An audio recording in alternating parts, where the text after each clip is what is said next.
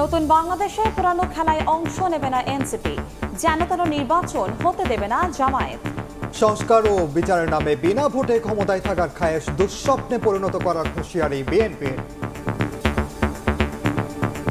নতুন বাংলাদেশ লাগবে, নতুন সিস্টেম লাগবে, আপনাদের পুরনো খেলায় আমরা অংশগ্রহণ করব না। ময়লা আবর্জনা যদি পরিষ্কার না হয়, আবার যদি এই অবস্থায় একটা নির্বাচন হয়, এটা হবে নির্বাচনকে গণহত্যা করার শামিল। বিনা ভোটে বিভিন্ন বাহানায় সংস্কার বিচারের বাহানা দিয়ে আপনারা অনবরত অনির্দিষ্টকালের জন্য ক্ষমতায় থেকে যাবেন, সেটা দুঃস্বপ্নে পরিণত হবে। দেখছিলেন প্রধান শিরোনাম। সন্ধ্যার সময় সঙ্গে আছি আমি কনক আজাদ এবং আমি ওমর ইনান। এবার অন্যান্য শীর্ষ সংবাদ। আগস্টের প্রথম দিকেই শেখ হাসিনার বিরুদ্ধে সাক্ষ্য গ্রহণ শুরু, জানালো প্রসিকিউশন। ট্রাইব্যুনালে দণ্ডিতরা অংশ নিতে পারবেন না নির্বাচনে, বললেন অ্যাটর্নি জেনারেল। অপকর্মে জড়িয়ে বিএনপির ভাবমূর্তি খুন্নে খোদ নেতা কর্মীরাই, কাজে আসছে না তাৎক্ষণিক বহিষ্কার নীতিও। অনেক সময় ছোট বিষয় বড় করে দেখানোর চেষ্টা দেখছে হাইকমান্ড। 15 বছরে কি ধরনের সাংবাদিকতা হয়েছে তদন্ত হবে জাতিসংঘের তত্ত্বাবধানে, জানালেন প্রেস সচিব। গণমাধ্যমকে নিয়ন্ত্রণ মুক্ত করেছে অন্তর্বর্তী সরকার। ঢাকঢোল পিটিয়ে এরিস নিধনে ঢাকা দক্ষিণ সিটির অভিযান। কর্মকর্তারা চলে যেতেই মশক নিধন কার্যক্রমে ঢিলেভাব, লোক দেখানো তৎপরতার অভিযোগ স্থানীয়দের। এবং সোমবারের মধ্যে আমদানি ও উৎপাদন কর প্রত্যাহার না করলে বন্দর থেকে তুলা খালাস না করার হুঁশিয়ারি ব্যবসায়ীদের। টেক্সটাইল শিল্প ধ্বংসে ভারতের ফাঁদে পা না দেয়ার আহ্বান।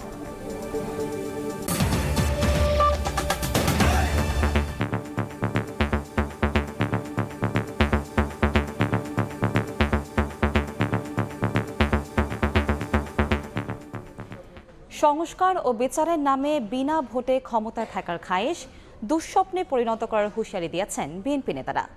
বিকেলে কেরানীগঞ্জে জনসভায় দলের স্থায়ী কমিটির সদস্য সালাউদ্দিন আহমদ বলেন, নির্বাচনে প্রার্থী হলে যাদের জামানত বাজেয়াপ্ত হবে তারাই সংখ্যানুপাতিক হারে নির্বাচন চায়। গণতন্ত্রের জন্য প্রয়োজনে আবারও রাজপথে নামবেন বলেও জানান তিনি।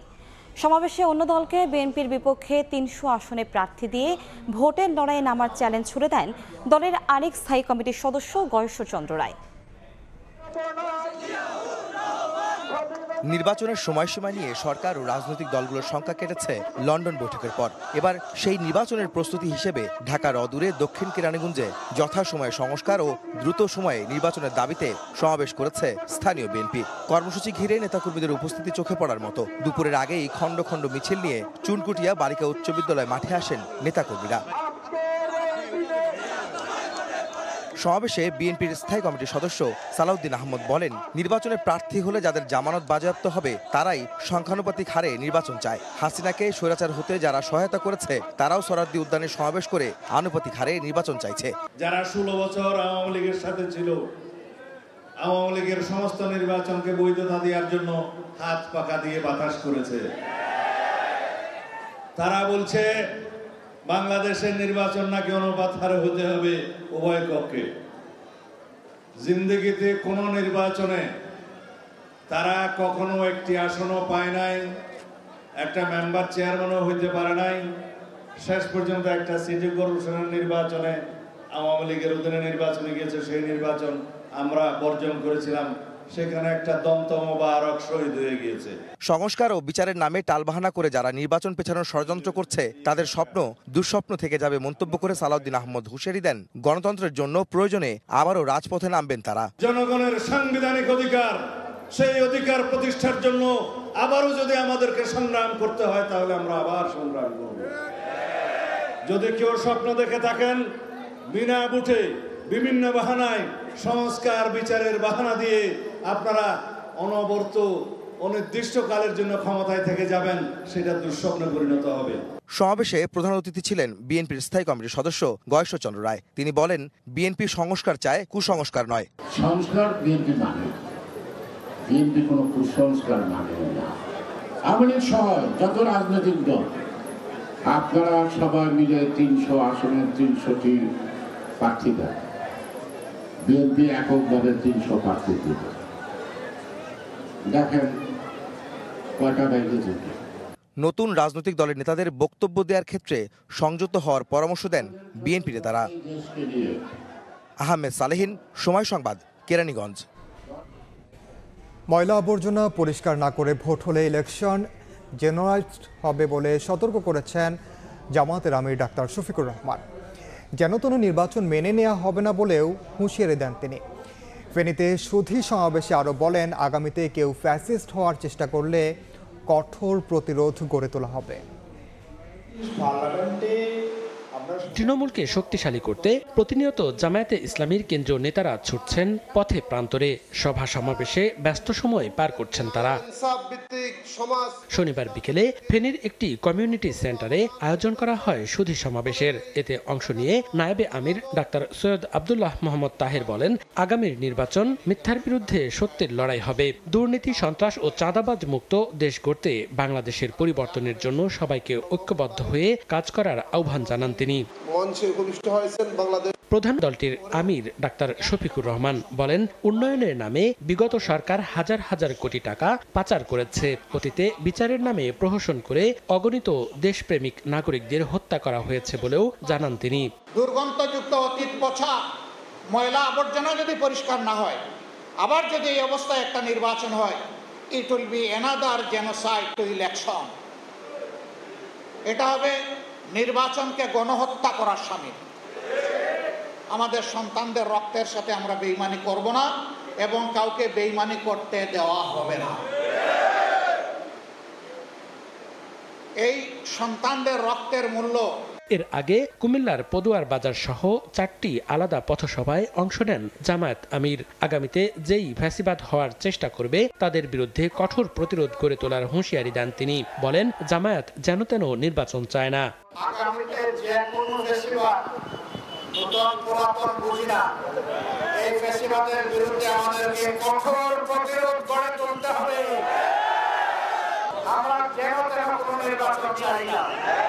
বাংলাদেশের বিভিন্ন জায়গায় ইদানিং রাজনীতির নামে যে অপকর্ম উৎপাদ আমরা লক্ষ্য করছি, আমরা সংশ্লিষ্ট দলগুলোকে বলবো, সাবধান হোক, নিজেদেরকে সামলান, নইলে জনগণই আপনাদেরকে সামনে দিয়ে যায়। শহীদদের রক্তের সঙ্গে কেউ বেইমানি করলে তাদের প্রতিহত করার আহ্বান জানান জামায়াত আমির। মনিরুজ্জামান প্রান্ত, সময় সংবাদ। বিচার ও সংস্কারের পরই এনসিপি নির্বাচন চায় উল্লেখ করে দলটির আহ্বায়ক নাহিদ ইসলাম বলেছেন, নতুন বাংলাদেশ নতুন আইনে চলবে, কোনো পুরনো খেলায় এনসিপি অংশ নেবে না।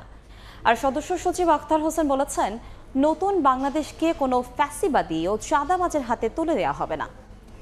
৭১ ও ২৪-এর ভিত্তিতে নতুন বাংলাদেশ গড়ার আহ্বান দক্ষিণাঞ্চলের মুখ্য সংগঠক হাসনাত আবদুল্লাহ। বগুড়া ও জয়পুরহাটে পথসভায় কথা বলেন তারা। আব্দুল আওয়ালকে সঙ্গে নিয়ে সাইফুর রহমান রকির রিপোর্ট।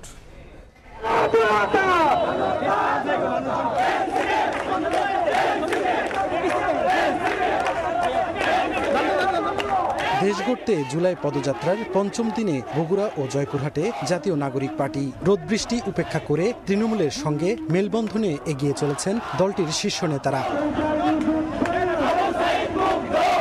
বগুড়া পলিটেকনিক ইনস্টিটিউটের সামনে থেকে পদযাত্রা শুরু হয়ে শহরের গুরুত্বপূর্ণ সড়ক প্রদক্ষিণ করে সাতমাথা মোড়ে শেষ হয়। পরে মুক্তমঞ্চে শুরু হয় সংক্ষিপ্ত সমাবেশ। এ সময় এনসিপির সদস্য সচিব আখতার হোসেন বলেন, মৌলিক সংস্কারের ভিত্তিতেই জুলাই সনদ ঘোষণা করতে হবে। এই বাংলাদেশে মৌলিক সংস্কারের ভিত্তিতেই জুলাই সনদ হতে হবে। একই স্থানে দলটির আহ্বায়ক নাহিদ ইসলাম বলেন, নতুন বাংলাদেশ নতুন সিস্টেম নতুন আইনে চলবে, পুরনো খেলায় এনসিপি অংশ নেবে না। তিনি আরো বলেন, চাঁদাবাজ সন্ত্রাসের রাজনীতিতে জাতীয় নাগরিক পার্টি যাবে না। গণ অভ্যুত্থানের পরে আমরা বলেছি, নতুন বাংলাদেশ লাগবে, নতুন সিস্টেম লাগবে, নতুন আইন কানুন লাগবে। আপনাদের পুরনো খেলায় আমরা অংশগ্রহণ করব না।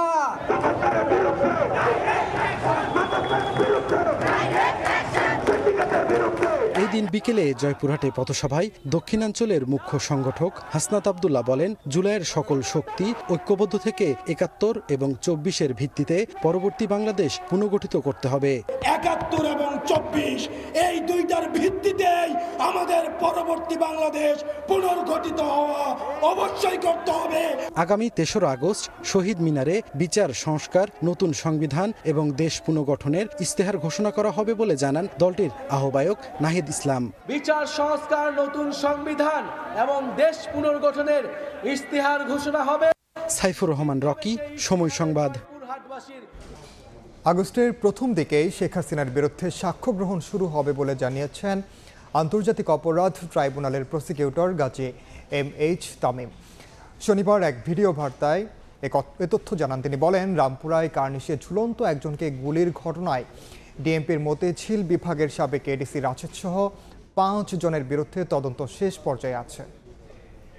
জুলাই আগস্ট গণঅভ্যুত্থানের সময় রামপুরায় কার্নিশে ঝুলে থাকা আমির হোসেনের উপরে নির্বিচারে গুলিবর্ষণ এবং ওই ঘটনাস্থলের সামনে আরও 2 জনকে নির্মমভাবে গুলি করে হত্যা করার তদন্ত প্রায় শেষ পর্যায়ে।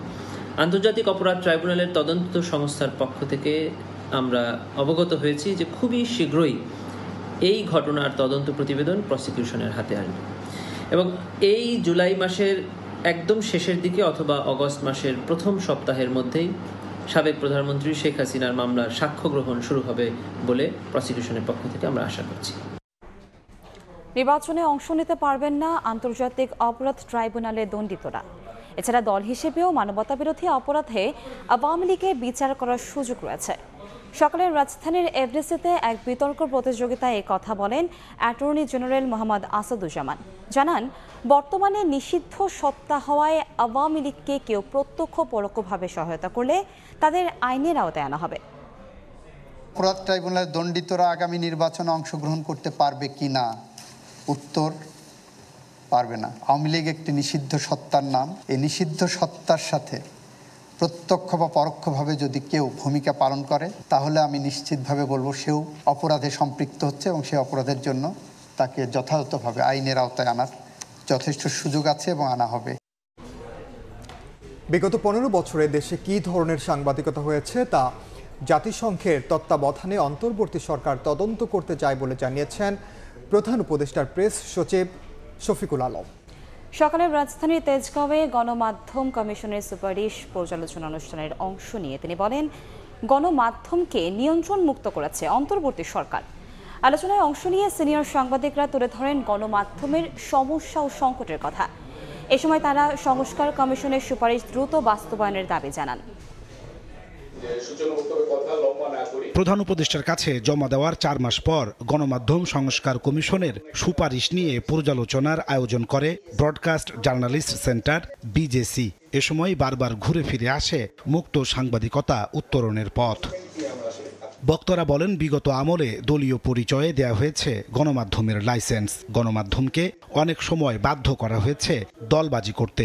এজন্য লাইসেন্স ও ব্যবসা পলিসিতে পরিবর্তনের দাবি করেন তারা। গত শাসন আমলে এক শ্রেণীর সাংবাদিক, এক শ্রেণীর মালিক, সাংবাদিক ইউনিয়নের কিছু নেতা তাদের সরকারের কাছাকাছি যাওয়ার প্রতিযোগিতা, সাংবাদিকতাকে ব্যবহার করে নিজেদের দলীয় স্বার্থ উদ্ধারের চেষ্টা, এই সমস্ত কারণে আমাদের সাংবাদিকতার যে অবক্ষয় হয়েছে, যে পতন হয়েছে। একটি টেলিভিশনের লাইসেন্স নিতে হলে যিনি বিনিয়োগকারী তার নামেই লাইসেন্সটি হয়। যারা ওখানে চাকরি করতে যান শুধু চাকরিই করেন। এটিকে একটি মূল পার্থক্য, সেই পার্থক্যটা যদি দূর না হয় তাহলে আমরা টেলিভিশনগুলো কিন্তু মুক্ত হতে পারবো না। প্রধান উপদেষ্টার প্রেস সচিব শফিকুল আলম বলেন, সরকার স্বাধীন সাংবাদিকতার মৌলিক সংস্কার সম্পন্ন করেছে। গত 15 বছরে কী ধরনের সাংবাদিকতা হয়েছে তা জাতিসংঘের তত্ত্বাবধানে তদন্ত করতে চায় অন্তর্বর্তী সরকার। আগে যেটা ছিল যে আপনি সিক্রেট এজেন্সি দিয়ে একটা ভয়ের সংস্কৃতি করে আপনাকে মুখটারে বন্ধ করা। আমাদের তরফ থেকে বারবার বলা হয়েছে কোনো ধরনের কোনো ইন্টেলিজেন্স এজেন্সি যেন কোনো টিভি মিডিয়াকে বা নিউজ পেপারকে, কাউকে বা কোনো সাংবাদিককে একটা যেন ফোন না করে। এ সময় সাংবাদিকতার শুরুর বেতন ন্যূনতম 30,000 টাকা হওয়া দরকার বলেও মন্তব্য করেন শফিকুল আলম। যে নিচে আছেন তার তো একটা বেসিক ফ্লোর ওয়েজ থাকতে হবে। নাজমুস সালেহি, সময় সংবাদ, ঢাকা। কুমিল্লার মুরাদনগরে ট্রিপল মার্ডারের ঘটনায় 6 আসামিকে গ্রেফতার করা হয়েছে। রাজধানীর কারওয়ান বাজারে মিডিয়া সেন্টারে সংবাদ সম্মেলনে র্যাব জানিয়েছে, একটি মোবাইল চুরির পর থানায় অভিযোগ করা নিয়ে মব সৃষ্টির মাধ্যমে এই হত্যাকাণ্ড। 2 তারিখ রাতে একটা পরিকল্পনা করা হয় এই রুবি আক্তারের ফ্যামিলিকে সাহায্য করার জন্য, এবং সে অনুযায়ী 3 তারিখ সকালবেলা ওই এলাকার চেয়ারম্যান সহকারে আরও কিছু ব্যক্তি, ওই বাচ্চু মেম্বার, রবিউল, এরা সবাই খুব ভোরবেলা এখানে আসে। যখন রুবি আক্তারের বাড়ির সামনে সবাই যাওয়ার পরে ওই ফ্যামিলি মেম্বারকে ডাকা হয়, সেখানে কথার কাটাকাটি এবং তর্কাতর্কি হয়। তর্কাতর্কির এক পর্যায়ে সবাই মিলে তাদের বাড়িতে হামলা করে একই পরিবারের 3 জনকে, যেখানে রোকসানা আক্তার রুবি, তার ছেলে রাসেল এবং তার মেয়ে জোনাকি, তাদেরকে নির্মমভাবে পিটিয়ে হত্যা করা। সোমবারের মধ্যে আমদানি ও উৎপাদনে কর প্রত্যাহার না করলে বন্দর থেকে তুলা খালাস না করার হুঁশিয়ারি দিয়েছেন ব্যবসায়ীরা। দেশের টেক্সটাইল শিল্প ধ্বংসে ভারতের পরিকল্পনার ফাঁদে পা না দেওয়ার আহ্বান তাদের। রফতানি পণ্যের কাঁচামাল ঘোষণা দিয়ে সুতা আমদানি করলে সরকারকে দিতে হয় না কোনো শুল্ক, কিন্তু দেশীয় উদ্যোক্তা সুতার কাঁচামাল তুলা আমদানি করলেই দিতে হবে আগাম 2% আয়কর। এছাড়া অভ্যন্তরীণভাবে সুতা উৎপাদনেও প্রতি কেজিতে গুনতে হবে 5 টাকা। সরকারের রাজস্ব বিভাগের টেক্সটাইল খাত নিয়ে এমন শিল্প বিরোধী করনীতির কারণে এ খাতের শাটডাউনের বিকল্প কোনো পথ নেই বলে মনে করেন ব্যবসায়ীরা। শনিবার রাজধানীর এক অভিজাত ক্লাবে আয়োজিত সংবাদ সম্মেলনে সংকটপূর্ণ স্পিনিং খাতের বিশদ অবস্থা তুলে ধরেন তারা। আপনি যে আমাকে অ্যাডভান্স ইনকাম ট্যাক্স নিচ্ছেন, আপনার এটা অ্যাডজাস্টমেন্ট করার আপনার কি সেই মেকানিজম আছে? সোমবারের মধ্যে এইটা প্রত্যাহার করেন, না হলে দেখবেন যে চিটাগং পোর্টে তুলা স্তূপ হয়ে যাবে।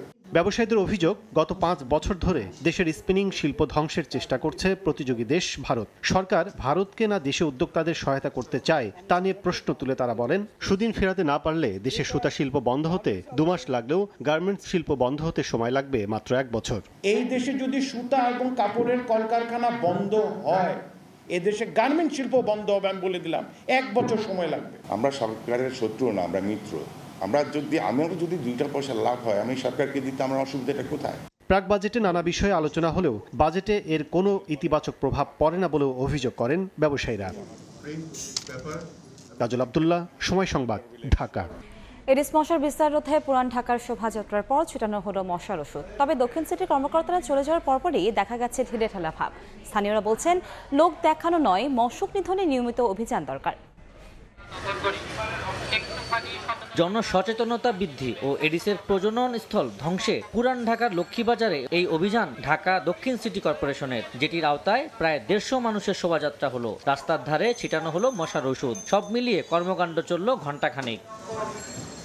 অভিযানে অংশ নেন স্থানীয় সরকার মন্ত্রণালয়ের সচিব রেজাউল মাকসুদ জাহেদি ও দক্ষিণ সিটির প্রশাসক শাহজাহান মিয়া। এডিসের বংশবিস্তার রোধে এলাকা পরিচ্ছন্ন রাখার পাশাপাশি নির্মাণাধীন ভবনে পানি যাতে না জমে সে আহ্বান জানান তারা। মশক কর্মীরা যাতে যথাসময় উপস্থিত থেকে মশার ঔষধ বিতরণ করে, সেই বিষয়টা আমরা নিশ্চিত করার জন্য আমরা মনিটরিং টিমকে দায়িত্ব দিয়েছি। পরিষ্কার পরিচ্ছন্নতার ক্ষেত্রে আমরা কোনো কম্প্রোমাইজ করব না। শুধু 10টা জুনে নয়, প্রয়োজন অনুসারে আমরা প্রতিনিয়তই অভিযান পরিচালনা করব। অভিযানের সময় লক্ষ্মীবাজারে মশক নিধন কর্মীদের তোড়জোড় দেখা গেলেও কর্মকর্তারা চলে যাওয়ার পর কাজে ভাটা পড়ে, যেটিকে লোক দেখানো কাজ বলছেন স্থানীয় বাসিন্দাদের কেউ কেউ। আজকে ভিক্টোরিয়াকে আইসা যেভাবে পরিষ্কার দেখলাম, এই পরিষ্কারটা মনে হয় 2-4 বছরের মধ্যেও আমি দেখি নাই। সচিব মহোদয় আসার দরকার নাই, যার কাজটা সে যদি সুপারভিশন করে তাহলে তো এই অবস্থাটা থেকে অনেক উন্নতি হবে। ডেঙ্গু প্রতিরোধে সরকারের পাশাপাশি জনগণকেও সচেতন হওয়ার আহ্বান ডিএসসিসির কর্মকর্তাদের। আবু সাইদ নিশান, সময় সংবাদ, ঢাকা। দেশের বাইরের খবর। যুক্তরাষ্ট্রের টেক্সাসে ভয়াবহ বন্যায় প্রাণহানি বেড়ে দাঁড়িয়েছে 24 জনে। এছাড়া গ্রীষ্মকালীন ক্যাম্পে থাকা অন্তত 25 শিশু নিখোঁজ হয়েছে বলে জানিয়েছে স্থানীয় কর্তৃপক্ষ। অঙ্গরাজ্যের কার্ভিল শহরে জারি করা হয়েছে জরুরি অবস্থা। বন্যার পূর্বাভাস না থাকায় আগে থেকে কোনো সতর্কতা জারি করতে পারেনি স্থানীয় কর্তৃপক্ষ। তারা জানায় মাত্র 45 মিনিটে 26 ফুট পানি বেড়ে যায়। এদিকে ভারী বৃষ্টি ও বন্যায় বিপর্যস্ত চীনের গানসু ও ইউনান প্রদেশ। ভূমিধসে লণ্ডভণ্ড যোগাযোগ ব্যবস্থা। পানিবন্দী হয়ে পড়েছেন হাজারো মানুষ। অন্যদিকে রাশিয়ার সেন্ট পিটার্সবার্গে ভয়াবহ ঝড় আঘাত এনেছে, এতে আহত হয়েছেন বেশ কয়েকজন। এ ছিল সন্ধ্যার সময়। সঙ্গে থাকুন সময়।